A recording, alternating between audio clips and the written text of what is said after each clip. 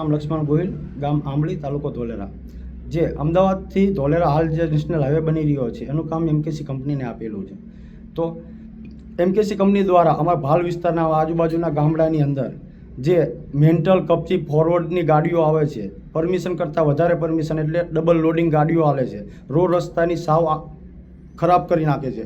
Road ઉપર કપચી mental બધું પડે તો કોઈને નુકસાન થાય એવું છે. હાલની અંદર અમુક ઘણા એક્સિડન્ટ થઈ ગયેલા છે.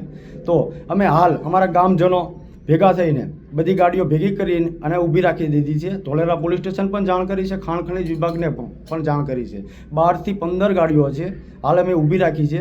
પાછળ પણ અમુક ગાડીઓ આવે છે. હાલ પોલીસ સ્ટેશનથી ગાડી આવી છે, પીએસઆઈ સાહેબ શ્રી આવી ગયા છે.